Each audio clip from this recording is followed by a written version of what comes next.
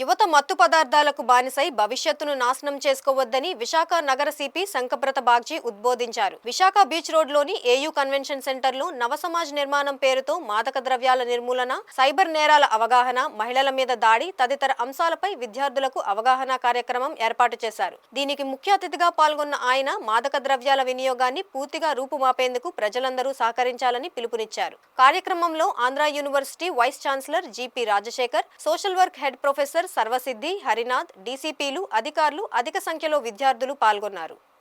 24th and 30th రెండు IPL matches ఉన్నాయి. మేము పకడ్బందీగా ఏర్పాటు చేశాము. ట్రాఫిక్ డైవర్షన్స్ గురించి, పార్కింగ్ ప్లేసెస్ గురించి కూడా ఆల్రెడీ తెలియజేయడం జరిగింది. మేము పబ్లిక్కి ఎటువంటి ఇబ్బంది లేకుండా క్రికెట్ మ్యాచెస్ జరపడానికి అన్ని విధంగా ఏర్పాట్లు చేస్తున్నాం. అదే ఇప్పుడు నకిలీ పాసు ఎటువంటి ప్రాబ్లం లేకుండా ఖచ్చితంగా మేము పకడ్బందీగా ఏర్పాట్లు చేస్తున్నాం.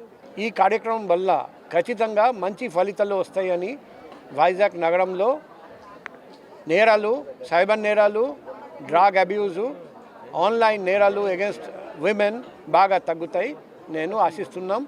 ఈ సందర్భంగా మరొకసారి ఆంధ్ర యూనివర్సిటీ వైస్ ఛాన్సలర్ గారికి, ఎన్ఎస్ఎస్కి, ఆంధ్ర యూనివర్సిటీ ఫ్యాకల్టీస్ అందరికీ, స్టూడెంట్స్ అందరికీ మేము హృదయపూర్వక ధన్యవాదాలు, అభినందనలు, కృతజ్ఞతలు తెలియజేస్తున్నాం.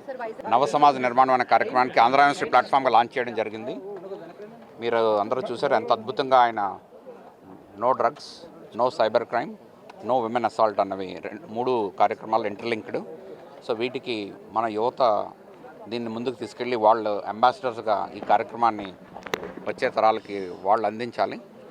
మన దేశం యంగ్ ఇండియా అంటారు, యువత ఎక్కువ ఉంది కాబట్టి వాళ్ళు ఈ టెక్నాలజీ మిస్యూజ్ అవ్వకుండా, ఎక్కువ అడిక్ట్ అవ్వకుండా వాళ్ళు కేర్ తీసుకొని ముందుకు వెళ్ళాలని మనవి.